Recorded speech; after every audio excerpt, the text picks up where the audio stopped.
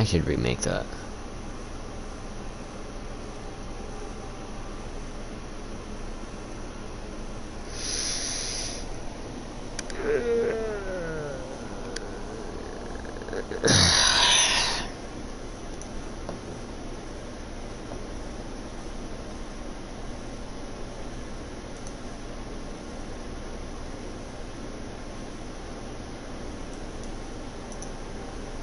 My god, dude, I haven't seen True Lies in so long. I guess it's been 4 years since I've seen it.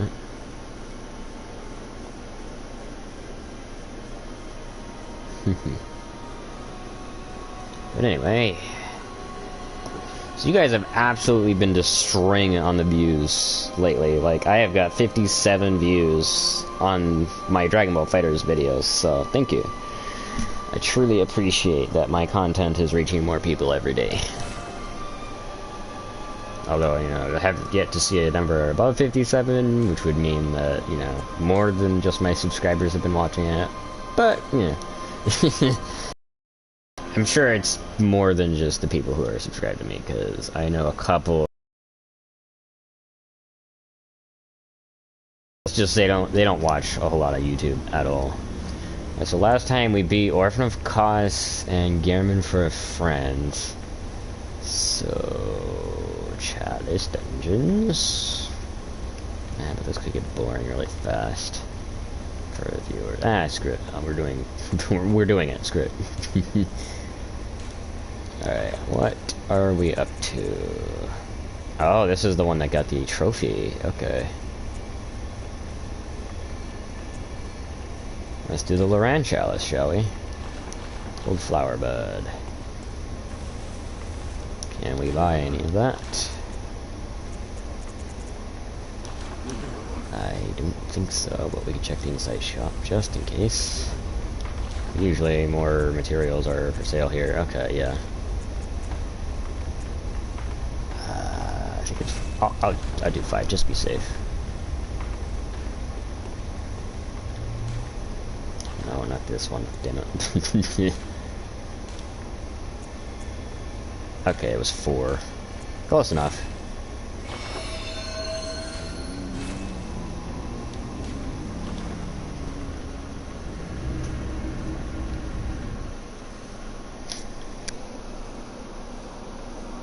Yeah, one of the jokes that I like from Captain Sparkles is the like button being the sponsor. It's just funny to me.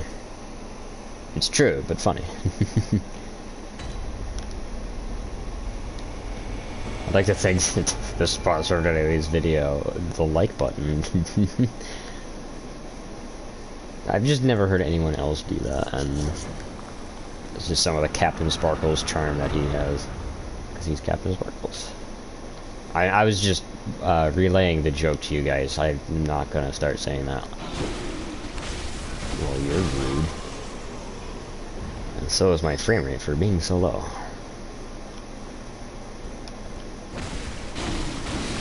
But hey, it's Bloodborne. It's gonna be half anyway.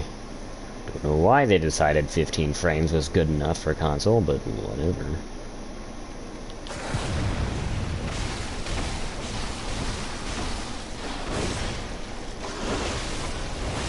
Played that way too much. Yeah, the reason I don't call Souls games hard by any means, they're tough for damn sure, but they're not hard for me. At least they're not the hardest. Sorry, they're not the hardest. That's what I meant to say.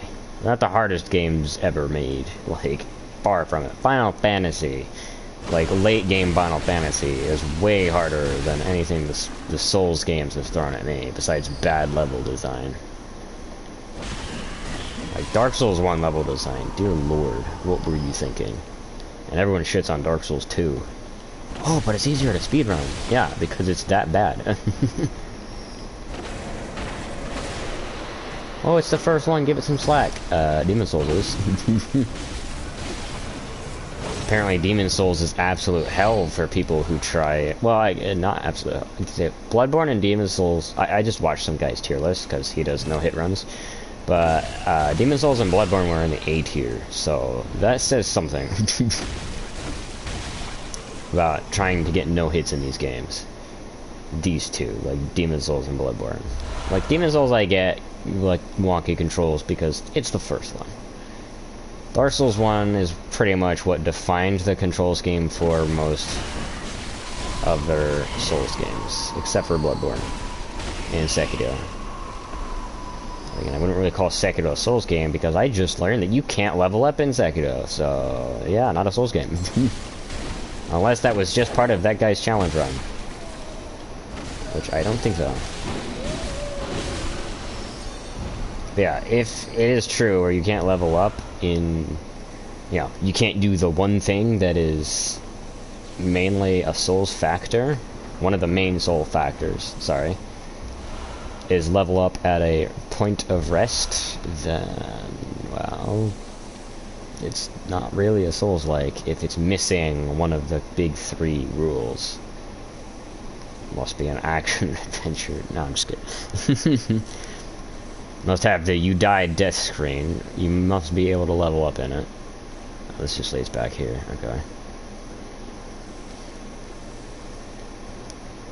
And the third one is must have some kind of bullshit mechanic where the enemies are faster than you. With attacks and also movement. But not every single enemy. I thought that was like the old purple, this motherfucker has your souls. Or was it? I forget which one's the newer one. Is it the teal or the purple that's the newer? I think it's the purple that's the older. How did I miss this item? Probably because I thought it wouldn't. Yeah, I'm just running in circles at this point. Yeah, Dragon Ball Fighter is getting a lot of views, so that's good. And who might be in here? It's you.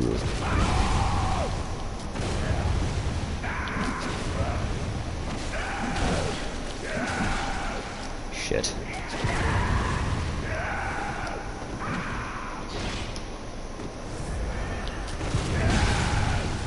Alright, very telegraphed attacks. That takes forever to actually swing. Got it. I gotta slow my movement down because it's now a Souls game. And you're a lot slower than literally everything else in the game. Not everything else, but the majority of things. Yeah, if I were properly leveled for this, I would be dead by now. But I am over leveled, so fuck you.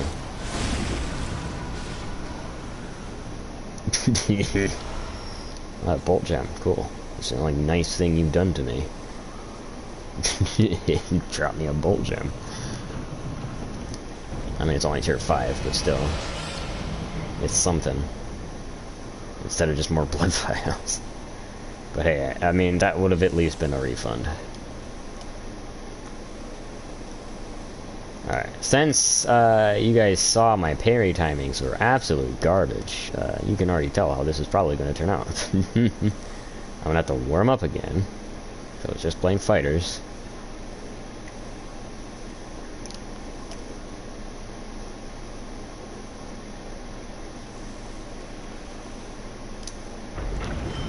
Miss me, bitch. Miss me, bitch. Yeah, always walk diagonally compared to the grid. Yeah, Bloodborne does have a bit wonky controls, unless that's just my controller. Me needing a new one because this one is actually fairly new. Fairly new being like 4 years old now, so.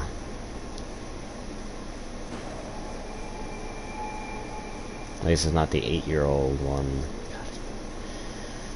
No, wait, no, it's 5 years old and 9 years old. Dear Lord. Yeah, because the 9-year-old one came with the PlayStation.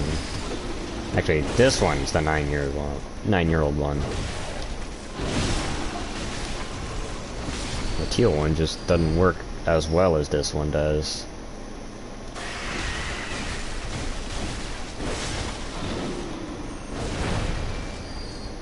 How did I still get poisoned from that? Probably because I went over the poison hitbox, which is a bit delayed. But I mean, Dark Souls 3 has the same shit, so I'm gonna sit there and say, what the fuck, Bloodborne? Because the player character in this game is a lot faster than in those other ones. Don't you dare tell me the frame rate is the same, because that's a fucking lie. And then the motherfucker contradicted himself in the next comment. Okay, that's a bit of a dramatization, but still. He contradicted himself in, like, the next comment that he said about that particular thing. It was like, oh, okay, so you agree with me then, that it does have different frame rate, or you were just correcting yourself. One of the two. Was that all that was here? Was a fucking werewolf? What a waste of time. Probably for a gem grind that the game devs want you to grind for an eternity to get the right one. Not doing that. So the only thing I don't like about gems is the good ones are random as shit. Like, you could have made it where, like, specific mobs dropped specific types. Where is this guy? There's nobody here. Oh, it's a floor trap, okay.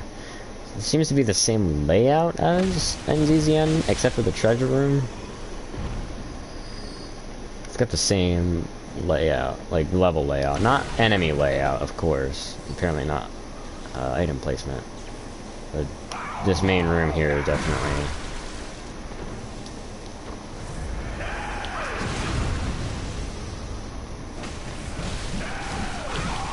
Jesus Christ, can you fucking chill? You already have hyper armor. Why do you need speed as well? Oh, he's a madman. Get it? He's a madman. Fuck off. Either have speed or fucking hyper armor, not both. I guess it is poise. No, it's not. Shit, I'd have to hit them. Well, yeah, it is poised, because I hit them normally, and it does fuck all to them. They're just like, okay, cool, I'll just swing at you. Because that fucking shotgun blast did jank shit to me. I guess it's a sawed-off shotgun, but still. Not really sawed off if it's literally made that way. Because this thing's steel, not... It's like intricate steel, not just a barrel. Like, you could tell that's where it's supposed to end on the design.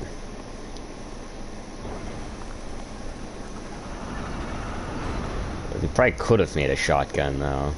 Not the Ludwig rifle, which acts like a shotgun, but is called a rifle.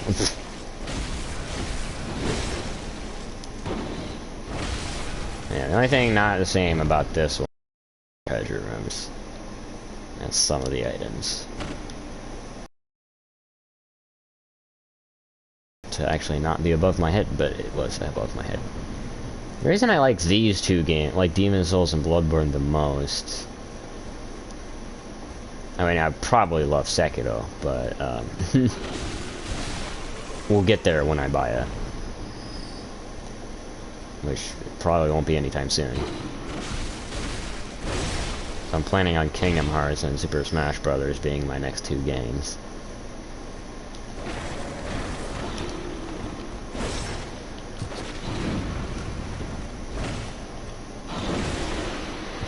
Can I have any less range?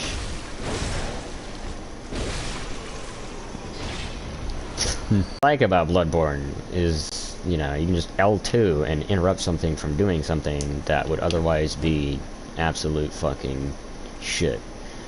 And they don't have to be in your face.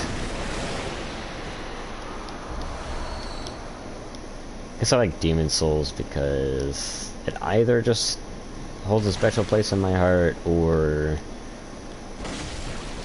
Yeah, I don't think it holds a special place in my heart per se, as in like, oh yeah, I hold it above all others because of this reason.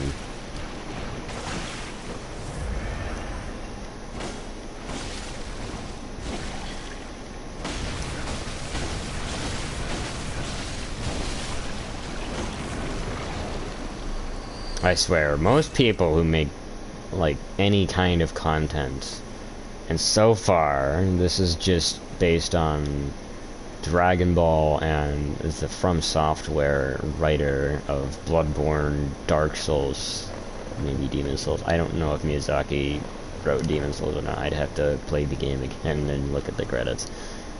But like, Miyazaki and Toriyama both do the same exact thing of like, let's keep all the problems that were in this series earlier and just fucking make them worse in the next installment of the series. It's like, okay, cool. I hate this now. But at least with From Software, I don't completely hate it, but it is more and more boring in the later, like, Bloodborne is the sweet spot on the timing, I guess, because Dark Souls 3, if you're a Dark Souls 1 fan, is a really good game. In my opinion, though, Dark Souls 3 and Dark Souls 1 are my two least favorite games. Dark Souls 3 is only my second least favorite, sorry, because of it literally just takes Dark Souls 1's movement and attacks and just copy pastes them with different frame data, and it's just like, okay, there you go, have fun. I like Dark Souls 3, I do, but enemies in that game are clearly not meant to be fighting a Dark Souls 1 character. They're supposed to be fighting a Dark Souls 2 character.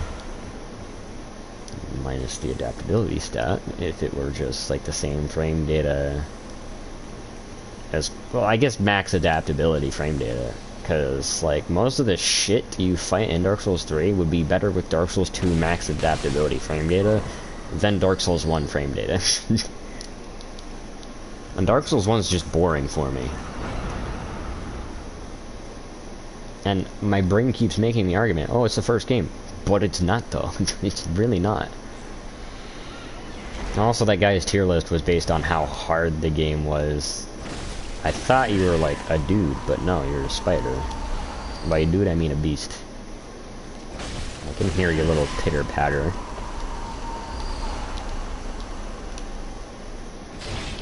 You're not there a second ago.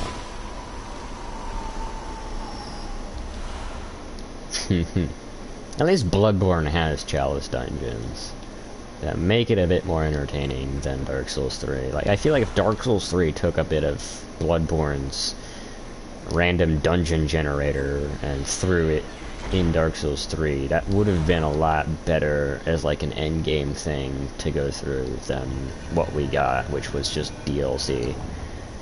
I say just DLC because that's all we got besides PvP shit. Which, I don't know why you wouldn't just have fight clubs over the traditional invasion PvP, but whatever. Like, duelist signs I'm cool with, but invasions need to fucking go. I mean, you don't get rewarded for the fight clubs, but, like, just make it to where you get rewarded and no one will have any problems. Except for the ones that are toxic as shit. Because they're shit human beings. That's a pebble. I thought maybe that might have been something else, but nope, it's a pebble. Because of course it's a pebble. Okay, that's where I came from. Good. Why is it always pebble?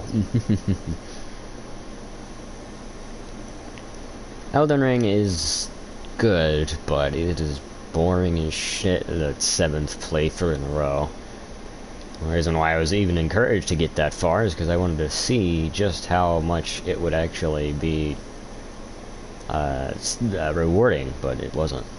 It's more rewarding than Dark Souls 3, but still not as rewarding as it should be for an open world game. I feel like if Bloodborne were longer, it would also be a lot higher on my favorite games list. But the reason it's even on my favorites game to begin with is because it is just... the combat is so fucking satisfying. Like, yeah, you get the enemies that have poison hyper armor out the ass, but you're gonna get those in a From Software game anyway, so...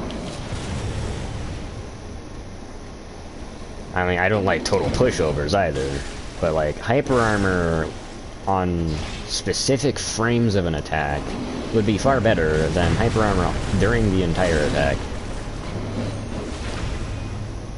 But good lord, tell me that combo isn't satisfying as shit, pulling out 5,000 damage out of his ass. Almost 6,000.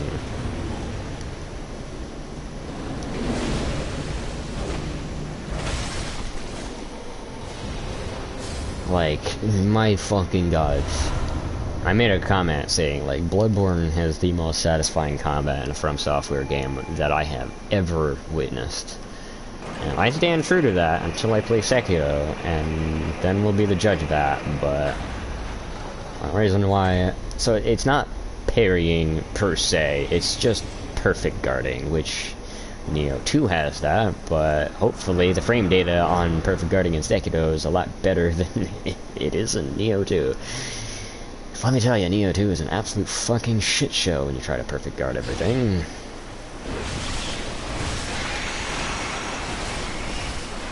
Because if it's not a human, perfect guards aren't gonna do shit. Hopefully Wulong will be better. I say hopefully because I've played way too many From Software games that the next one was just disappointing. I will be honest though, I did think Elden Ring was going to have a lot more to it, say some like in-game entertainment type content. But no, all we got was a bunch of PvP shit. So hopefully in the DLC they bring together like a...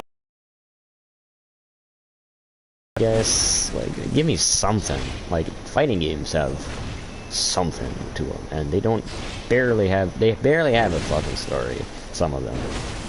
And they still do really well. Yeah, enemies like this, though, are super fucking annoying. Poised out the ass. The enemy. Leave Ava alone, Logan. Seriously. He's got her cornered and he's fucking keeping her there. And I know he's just playing, but still, like, jeez. You're freaking her the fuck out. Yeah, we got poison rats.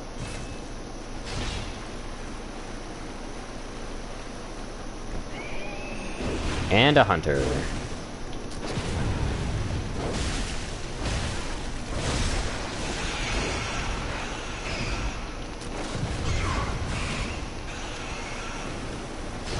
Let's butcher some motherfuckers. Okay, I closed my weapon, but I didn't go for the attack till I get interrupted. Jesus fucking Christ.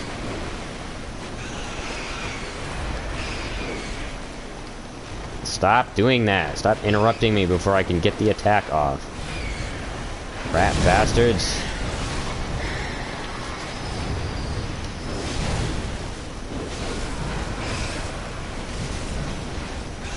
Oh, you're at full health. Okay. Goodbye. I should get more fire paper.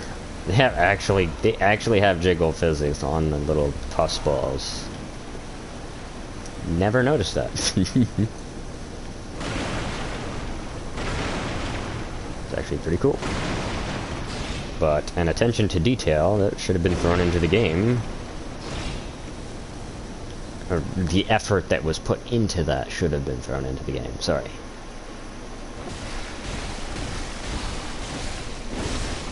But I mean, Bloodborne is still really fucking good.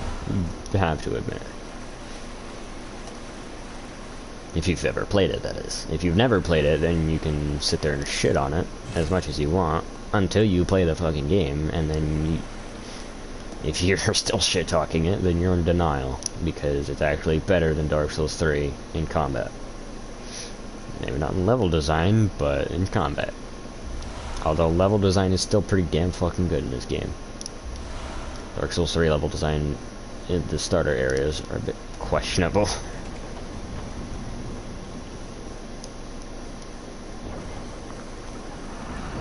Dark Souls 3 is a little too linear for me. Like, it's trying not to be linear, but it's just linear. It's linear with a side linear area. A linear side area. Side path, whatever.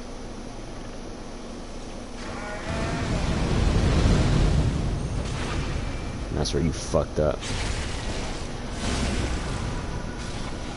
Yeah, these guys are just all defense, so if you can get a riposte on them, they're fucking dead.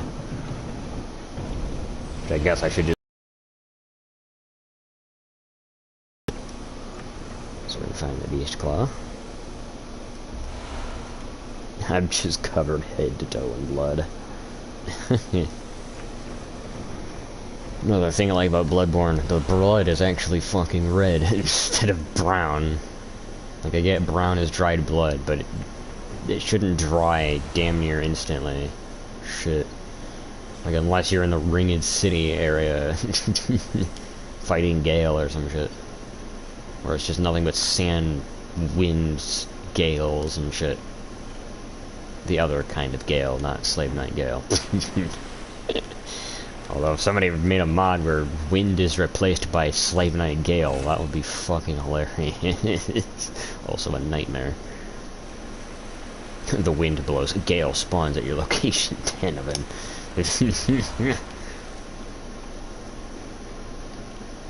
At least the Chalice dungeons are rewarding to get you to the next Chalice dungeon. I'm getting low on bullets, but that's because I'm just shooting like a madman. Not the actual madman mob, but, you know, the definition of a madman. Not to the T. Not to a T, sorry. I never get what to a T was actually meant to be for. Like, I know I should be using a cocktail against this thing. Fucking jeez.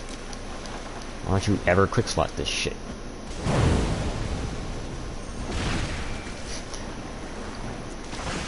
Okay, it's 50. Okay. I was like, I know the fuck my arcane 899 and I'm only doing 400 damage a cocktail. But I'm not on a Theatrix, I'm on this character.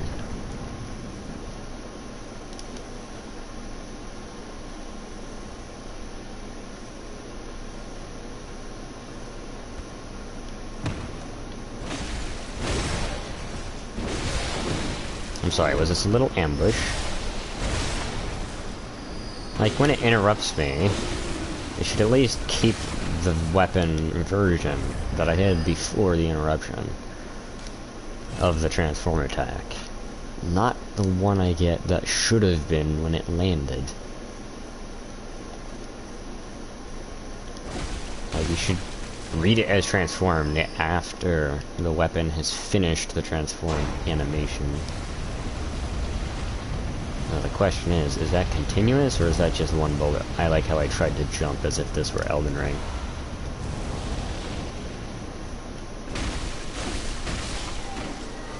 I do like how Elden Ring does have a lot of side areas.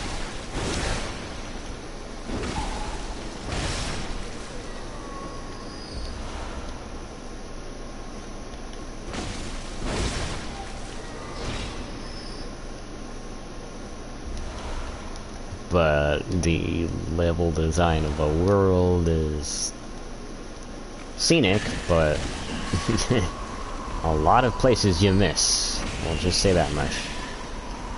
I'll just say I miss a lot of places. And leave it at that. Like, I get the ones that are supposed to be secrets, but the ones that aren't supposed to be secrets and are harder to find than the ones that are supposed to be secrets, like, you serious?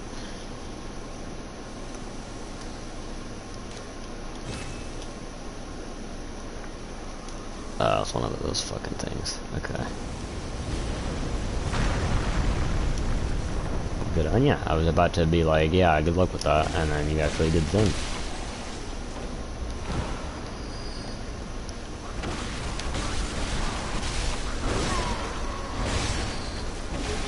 I mean, seriously, you cannot get away with doing that in another Souls game. Except for maybe Sekiro, but I haven't played that. Like, you can't kill one enemy, stay locked off, you know, not spamming the shit out of R3 till you lock on. Just going with your instincts on a fucking sweeping attack that interrupts the guy behind you and you finish him off with the next transform attack. Like, if you try that shit in Dark Souls 3 where you like just turn around and swing, you're going to get punished for it. Like, I'm sure if it's like somebody with a gun, they can probably parry you, but in Dark Souls 3, anything just has hyper armor or poise and just was like, yeah, nice try, kiddo, and then fucking decks you in the fucking face. Either that or you've run out of stamina before you can even continue to attack. Yeah, I only went that way because of the spiders, but it ended up being the right way. Oh yeah, I'm gonna have to repair this weapon. I can't just keep going through this dungeon as long as I want. Because durability's a thing. Thanks, Elden Ring, for teaching me that I don't need durability, but I do because these past games require that.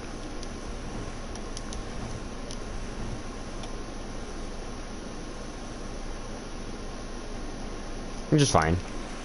I'd rather not have durability than have Dark Souls. I forget which Dark Souls has the worst durability, but it's one of the ones between 1, 2, and 3. I think it's 3, but you know, you have bonfires to rest at and it replenishes, but like, I'm just gonna give an example. The Rikuyo with gems on it that reduce your weapon durability still depletes slower than the washing pole.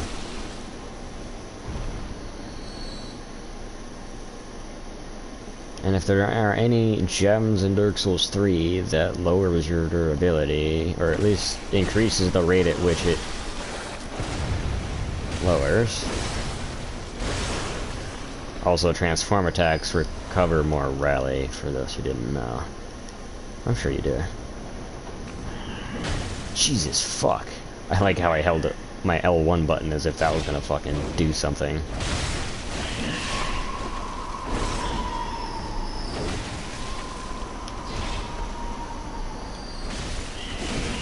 There are 2 bell ringers. Great.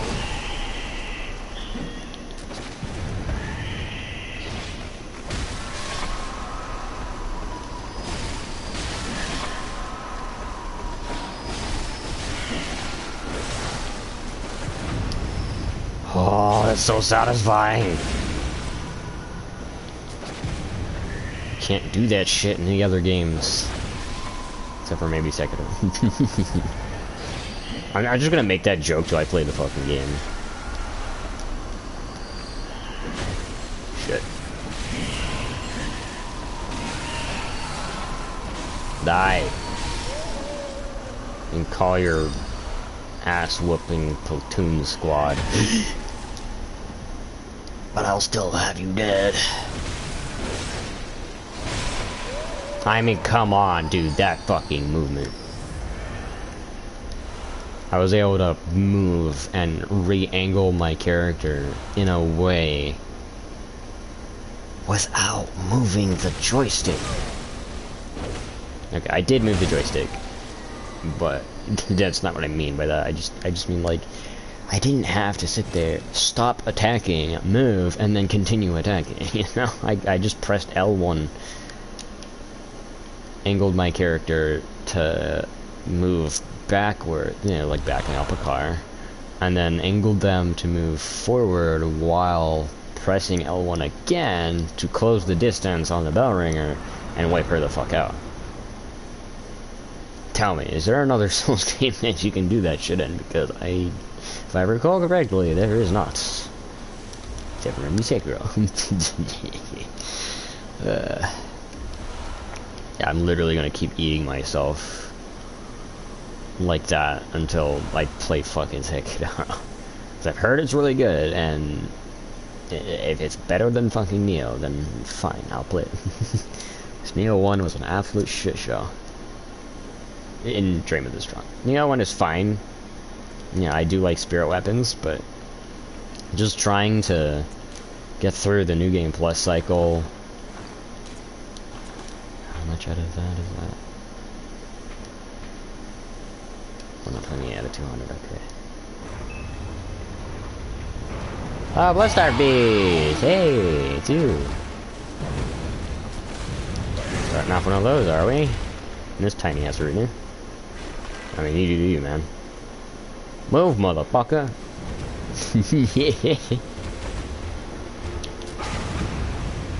Yeah, try that shit one more time. I fucking dare you.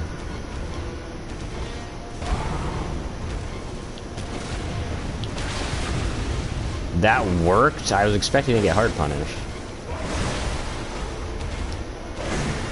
I guess what I mean to say is, like, Bloodborne's combat is so satisfying, and you can also get away with a lot more than you think you can. Which is all the more satisfying.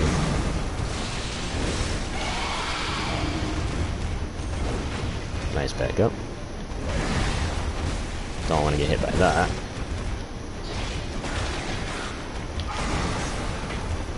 My gun was aiming up.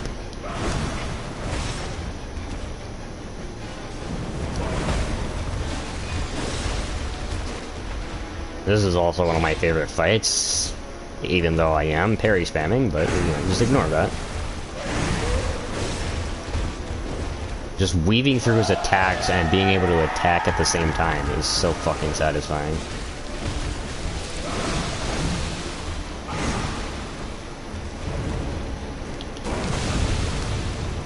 Oh, I wasn't stunned. I was expecting to get knocked on my ass.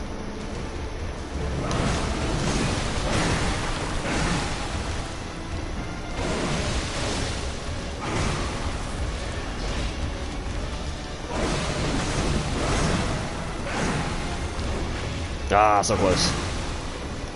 He's farther than I thought he was.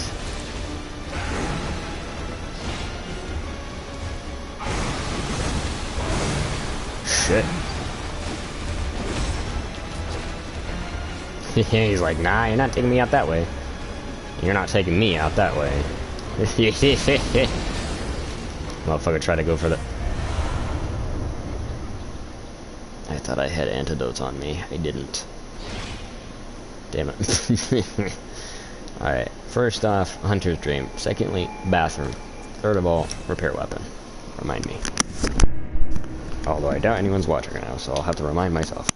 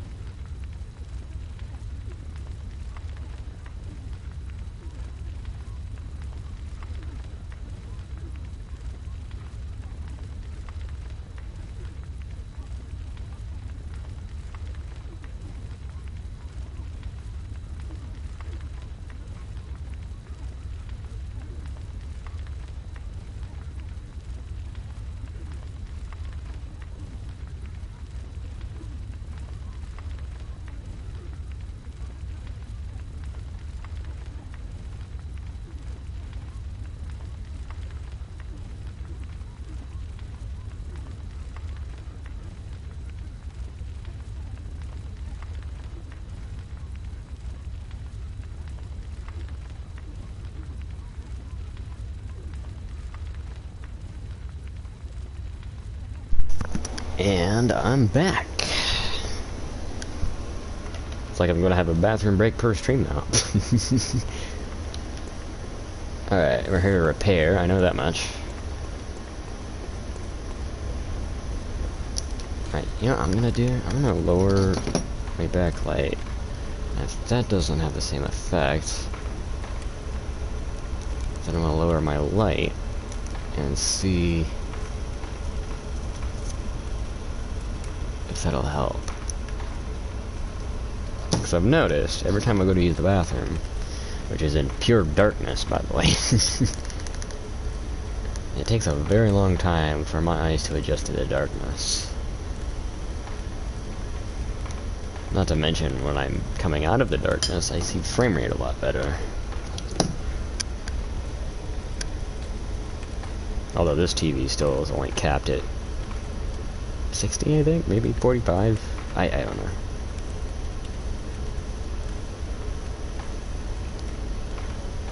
Let's see here. Yeah.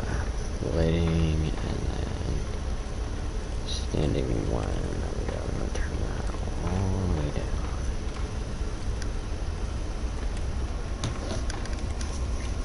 down. I guess the lamp can be turned down as well, instead of making the background very bright.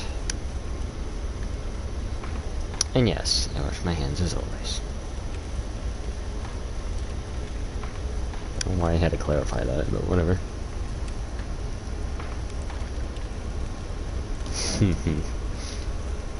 Yeah, we can play like this, why not? Yes, it is nighttime for me. Well, okay, it's almost morning time. It's 5 in the morning. Which is still dark out, so, I mean, that's why I call it evening.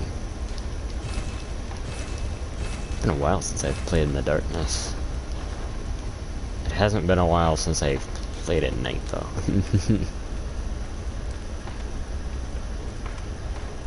I'm keeping it just bright enough so you guys can still see my face, of course. Alright. So it's just defense that I have? Alright. Let's just do that. Because that might actually be broken. I guess I shouldn't say broken, I should just say useful. I was thinking of other like synonyms for really good. Not overpowered. I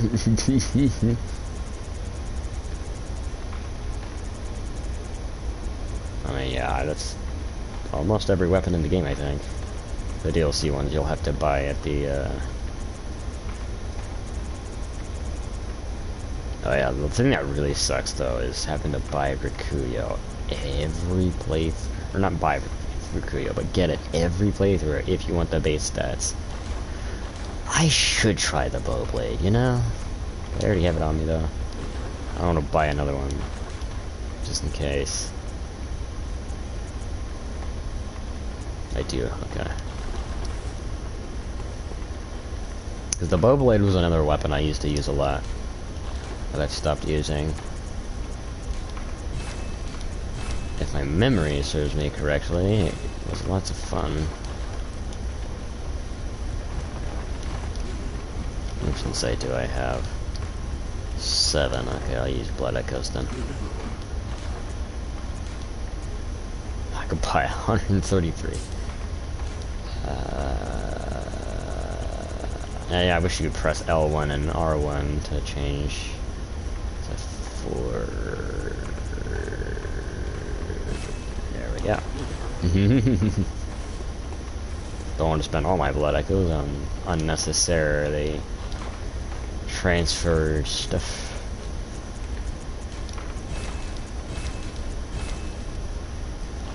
Okay. Oh, I don't even have a sub-weapon.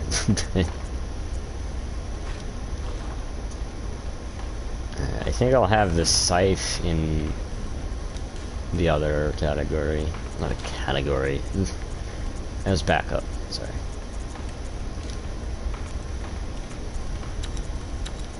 Ooh. fuck no. I need to get rid of that. Attack versus beasts for skill scaling, though. Let's see here. 10% of 143 is...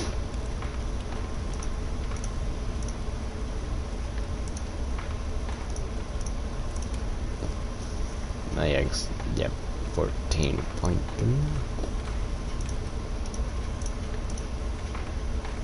Yep, 14.3, I guess. See, I'm only losing 14 damage against beasts. I mean, there we go. That fixes our problem real fast, doesn't it? Not to mention it gives us more blood attack. Damn. Damn. That's really good. So I'm missing 16 damage. So 160 minus 16. I know I should just be able to do this math in my head. I opened up the task manager. I'm sorry. Stop opening up the task manager and mistaking it for the calculator. My fucking god. What's the universe trying to tell me? Just do it yourself. What's wrong? Do it yourself. 160 minus 16. Okay, so 144. So it's still better, but barely. But it's better. Ugh. Ugh. You know, I think I hate worse than HP depletion is weapon durability down. Damn.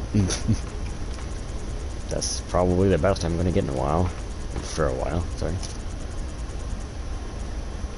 Okay, I got that. Yeah, I don't know why 0.8 is even a thing. That does nothing.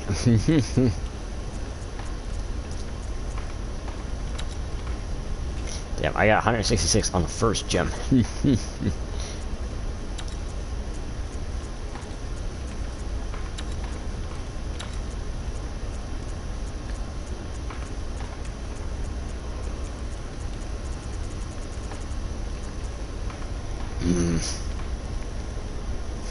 That's what I say to that. It's the only gem that's better.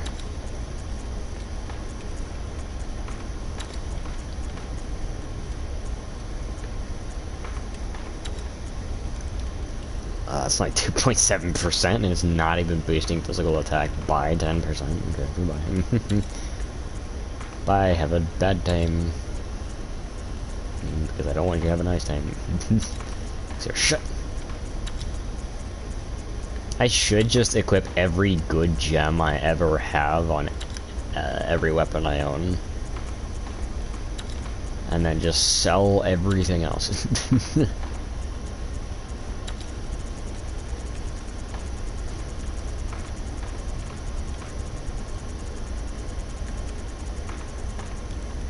Okay, which one? What was it? Fuck you. That was the only one that was better. Okay. For being the third weapon, fourth weapon that I have, those gems weren't bad.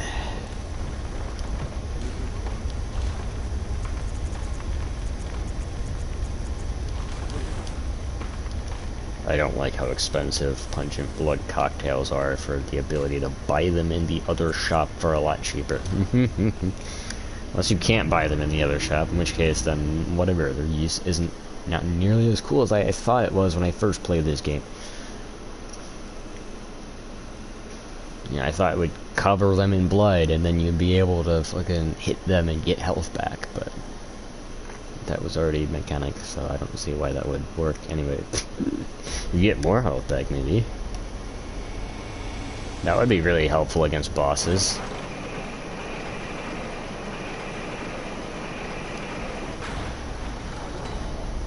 I can already tell you that I am able to see the frame rate a lot better. Like, this may be 30 FPS, but it looks pretty damn smooth for 30 FPS.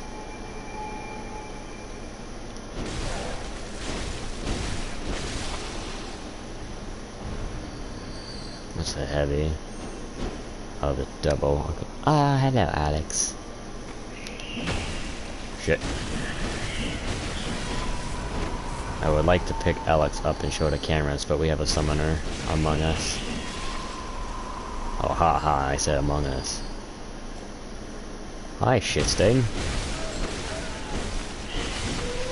Ooh, and I even hit the spider on the backswing.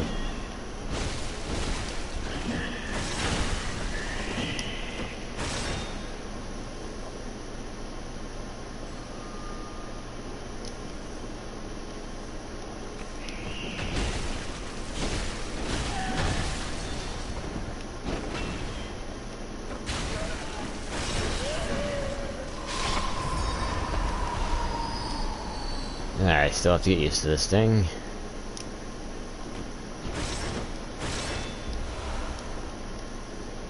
Transformer tag is pretty useful. Alright. Hi. This is our newest kitten. Yes, they are missing an eyeball. But they are really, really, really, really, really adorable. Shit, I don't even think that Alex has been with us for a week. And they've already gotten used to where the litter box is, where the food and water is. Yeah, the essentials. We still gotta buy them something to chew on, because they are teething. Ow! Come on, now. Don't climb me like that, please.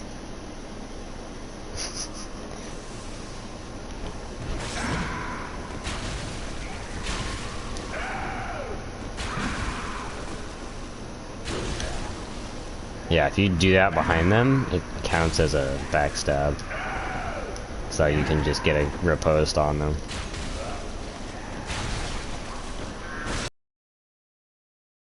Yeah, you can just straight zone shit with this thing. It's amazing. That actually might be the best bow in Souls history, besides maybe Millwood Greatbow. Not to mention, like, it can be used as a melee weapon as well, so, yeah, I guess this is the best bow in Souls history. Unless there's, like, a hand crossbow that you can, like, quick fire with. In terms of, like, the same useful it would be in Bloodborne, minus... Oh, shit. Good luck with that, kid.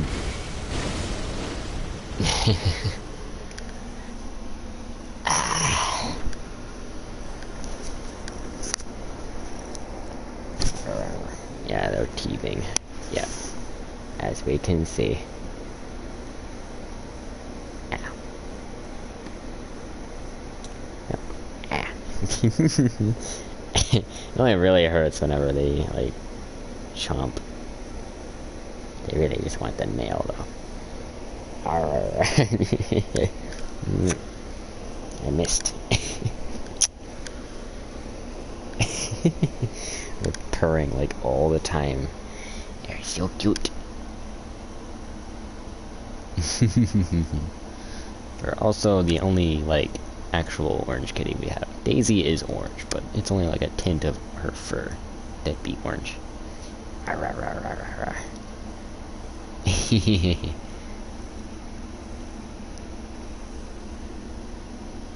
They've just been purring pretty much ever since we brought them in. Okay, that's a bit of an exaggeration, but anytime they're being pet or any attention, they're just always purring.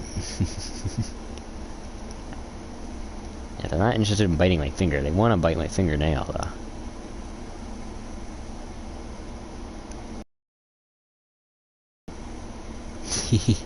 Unfortunately, my finger is attached to my fingernail. Little goofball. Ah.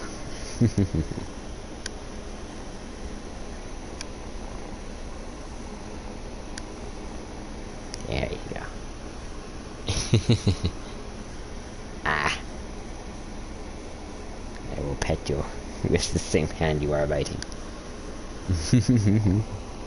Hi.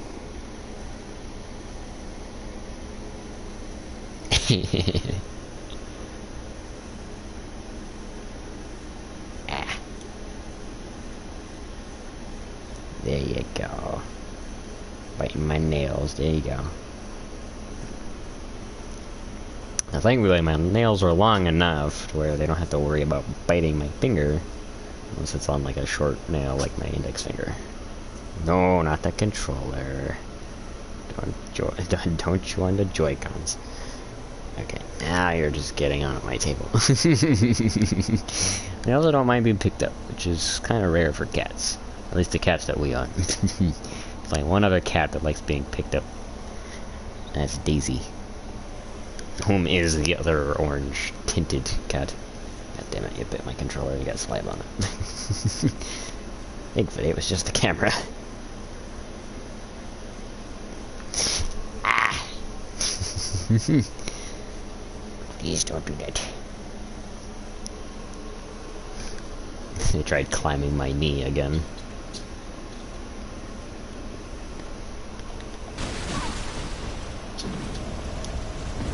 Leave the wires alone, Alex. Thank you.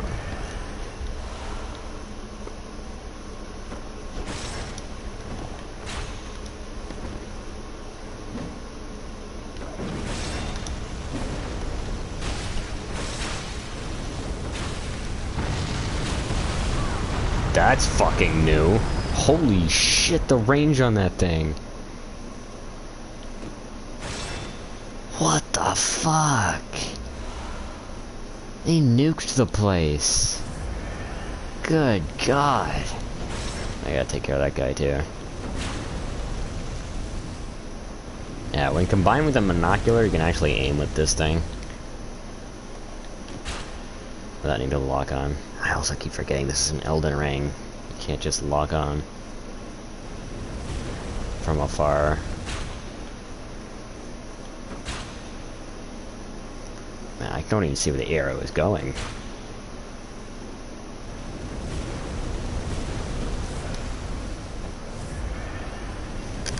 No.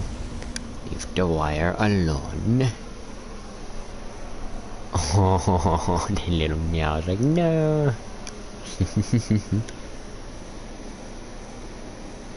Oh, he's turned away. And get his ass. Okay, thank you for not digging in too much this time.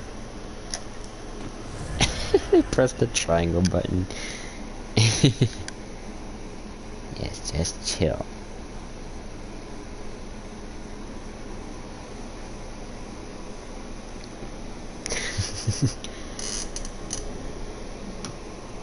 Okay, done. I'm not holding that there on my arm of the chair. Ow, my legs. Oh, using the controller. No, stand on the keyboard. Like, but I want to be on there. Ow, biting my thingy again.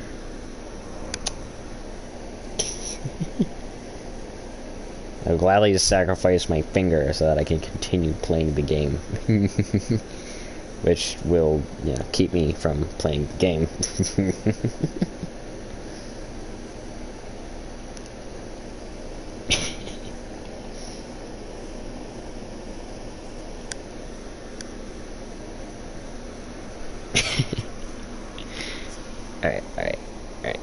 Alright, hang on. I will be right back at my wires tied on my chair. I'll be right back.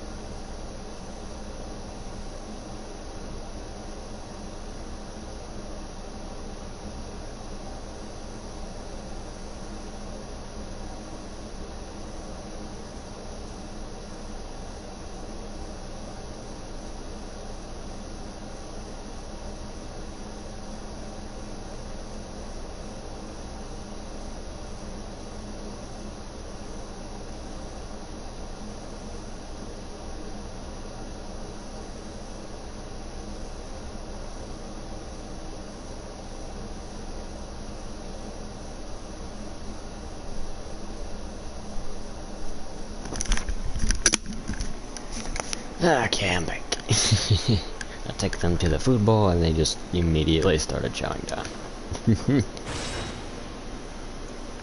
I ran out of cocktails, that's fine. I have never seen these guys use that attack in the history I've played this fucking game, which is longer than 5 years now.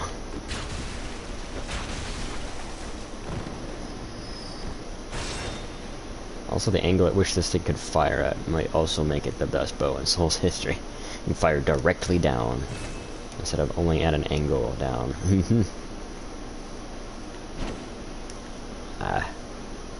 Here's something on the side, but there's no invisible wall.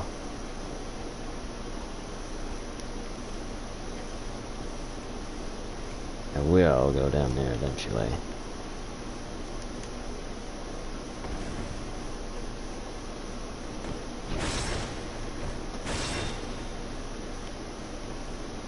Okay. I'll go back here. Oh yeah, did I get the lever already?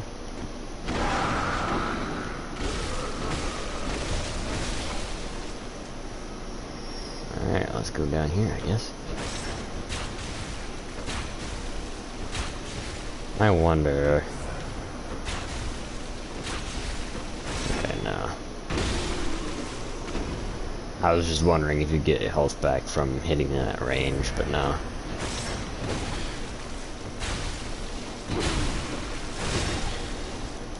Alright, spammer.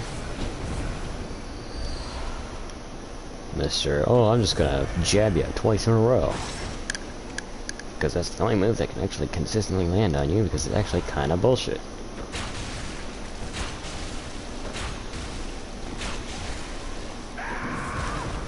Shit.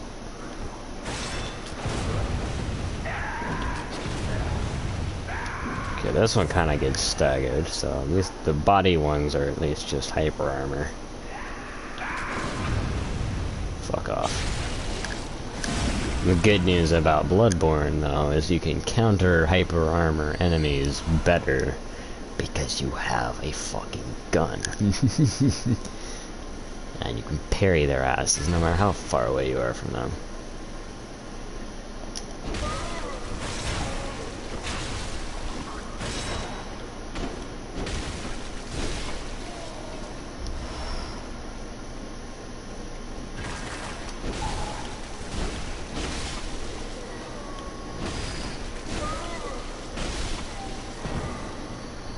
Yeah, it was me mixing R1s and R2s, and ending with an R1.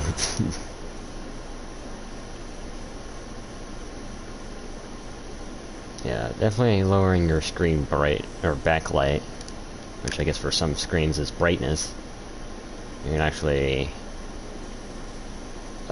see frame rate better because your TV is not working as hard, and your eyes aren't working as hard either, so it's a win-win situation. I almost said scenario, but apparently my brain decided against saying scenario, so... Oh, hello. Come here often. It's jumping over my fucking... Still need a game where you can dodge after swinging to, like, shoot something into thinking that you were swinging, but then you didn't follow through with it. Like, I get people would exploit, you know, hitting the enemy dodging, but, I mean, that still takes stamina to do. Hi. You're back, I see. Let go of my PC.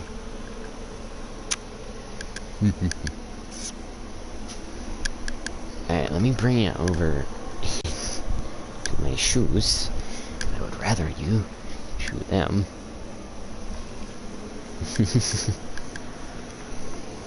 And if it's because they want to be near me, then I'll bring my shoes over to me. Yeah, they're looking for me. Hi.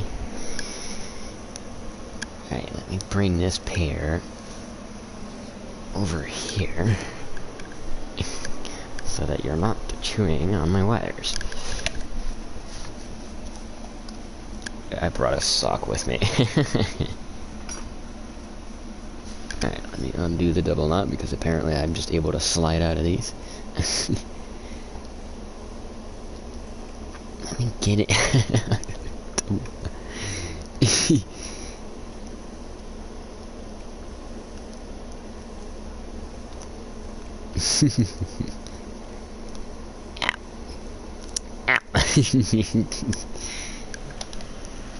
You gonna let me undo the double knot, or are you just gonna... Alright, let me grab this shoe at least. Keep playing with that one. I don't care if they tear up my shoes. The cheap $60 ones that we got for like $13, so...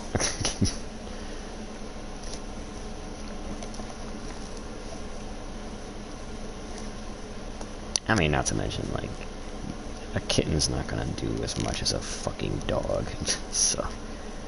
Alright, there you go. You've got two options now. You've got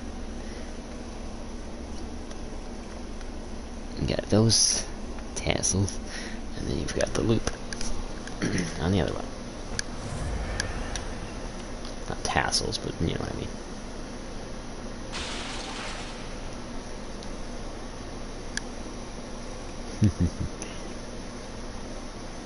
Again, instead of yelling at them for chewing your wires, just dissuade them from doing it. Like how I checked down here again, even though this was the exact opposite of where I needed to go. It's on distracted when I'm running into a fucking wall.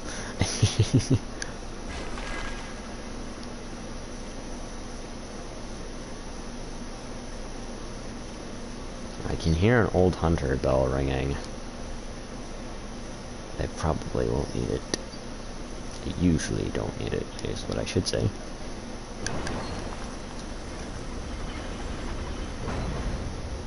Treasure. Treasure.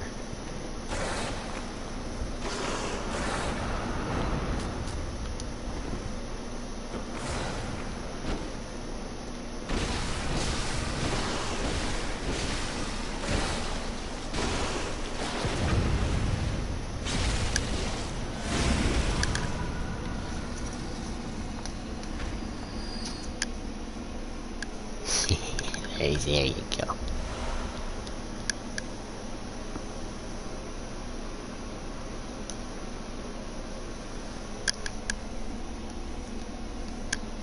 Oh, this is the wrong shoe.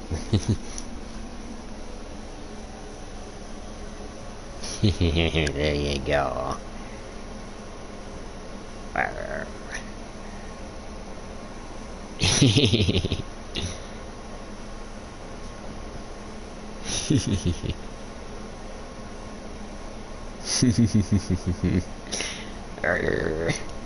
Tug of war. What is you versus gravity?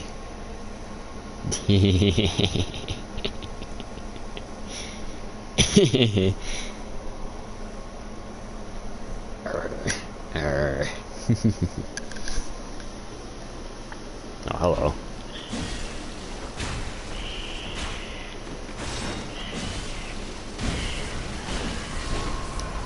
Really wish they weren't invincible on the ground, but whatevs.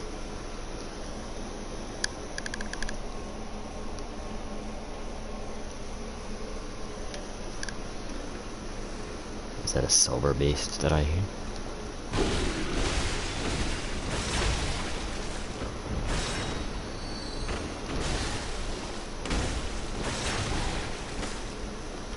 Oh, I'm out of arrows. Shit.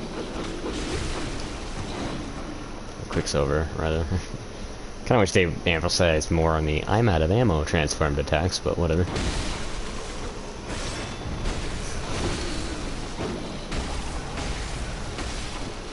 I mean, you can transition right into doing one, so I mean, it's not that bad.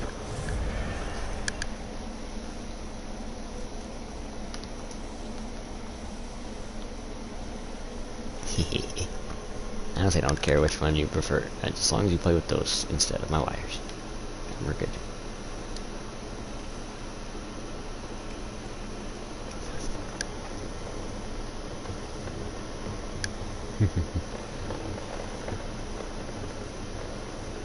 So freaking cute. Whoa! Hello.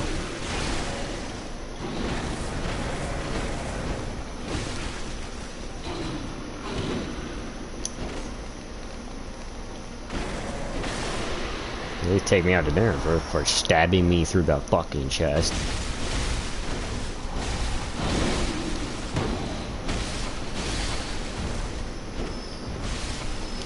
That's so fucking...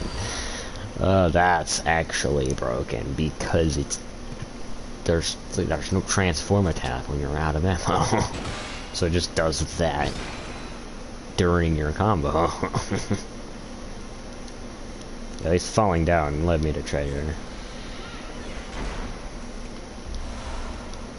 It gave me 2 bastards, goddammit. Should've gotten an abortion.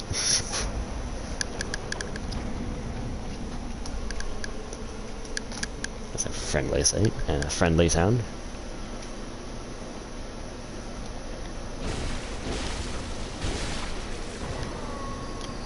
Oh, it's enchanted with attack up. Alright, bring it. There's attack up, and there's poison. And there's rapid poison. Ah! Ah! Yes, conquer the shoe. The shoe is yours to play with. Show it who's boss. I did the same thing, but in reverse. God damn it. God bless me so that I may be better at this fucking game. Although that would be hacks. Just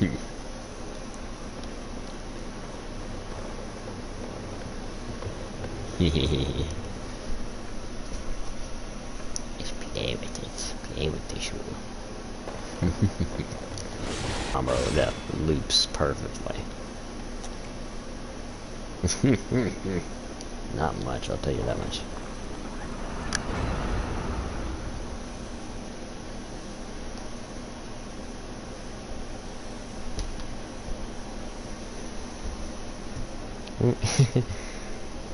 Sure.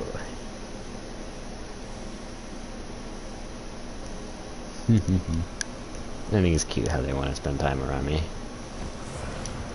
I mean, they want to spend time with me, but I can't do that right now because I'm playing game. You must die. Assaulting an officer is a crime punishable by death. I hope you know. And the ones who do like the punishment, well, me.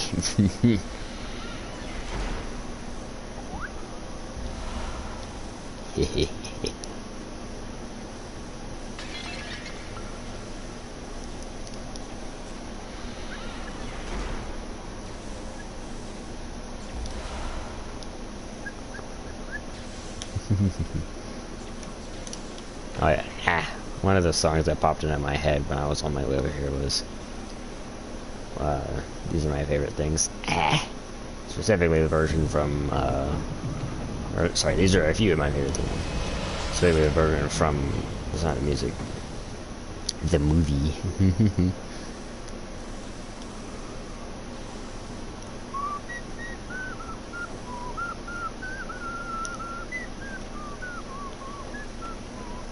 I mean, it doesn't do that specifically, but I mean, I guess it could also help me avoid copyright strike if I do it incorrectly.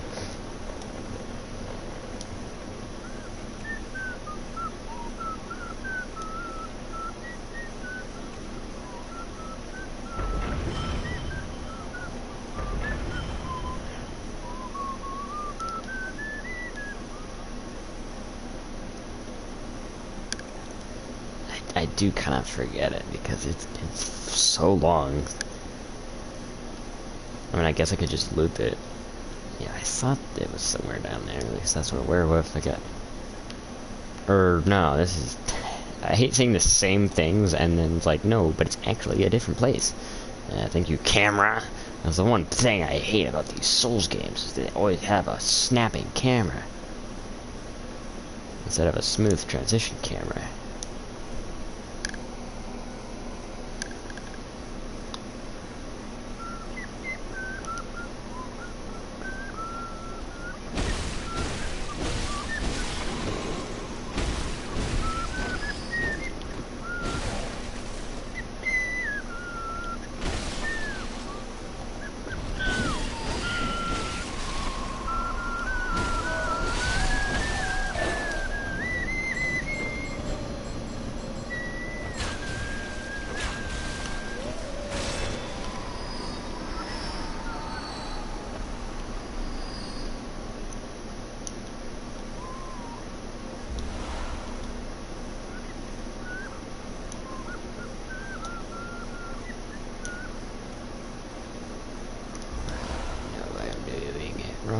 still.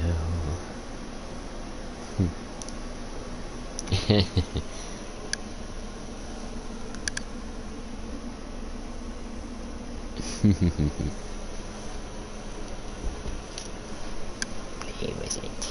It's yours to play with. I know they want to play with me, but I'm playing a game.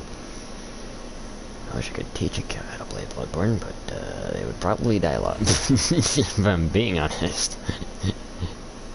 Because they don't have a thumb, let alone paws big enough to wrap around a controller.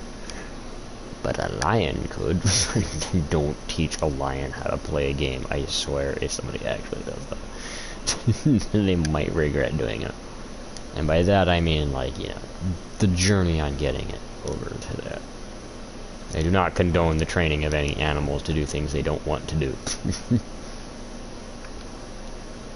There's nothing here, are you kidding me? Please tell me I'm just missing it because it's dark. Nope, there's actually nothing here. Wow, big waste of my time. Not the biggest waste of my time, but a big one. Well, I guess it's a medium one if we're comparing them to other wastes of time. Alright, now where do I go to get out of here? Oh, that way. That's no, duh.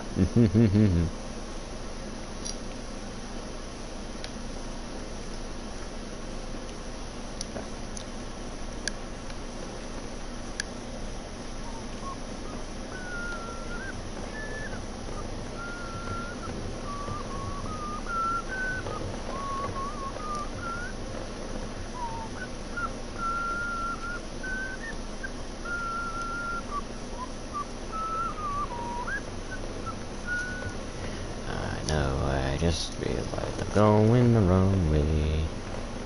Hello.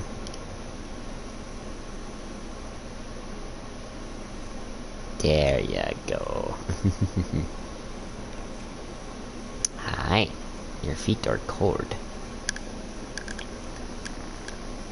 I see. You just want to play with my headset. That's fine.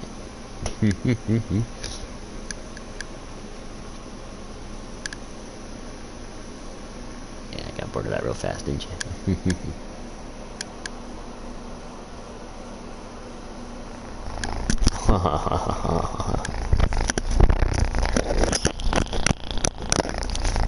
I do apologize for the noise. That is them chewing on the mic.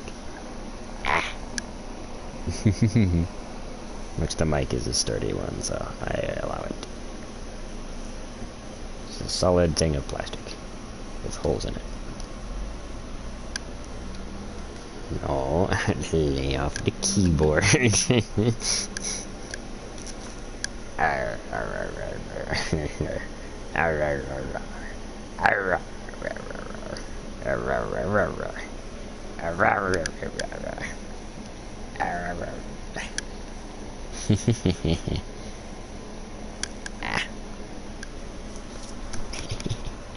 Oh, you pressed the remote. No! You see my one, thank you. Please, PC, don't be... Okay, good. Like, please, PC, don't be angry at me.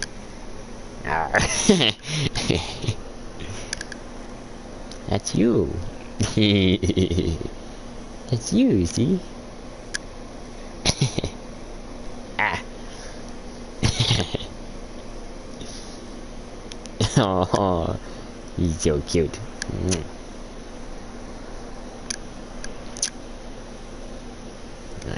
I'll put you down. Yeah. There you go. There you go.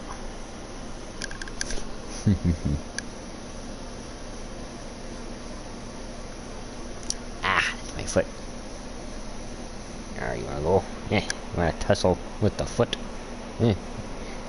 Alright, I'll show you. It's just backing up slowly while taking swings.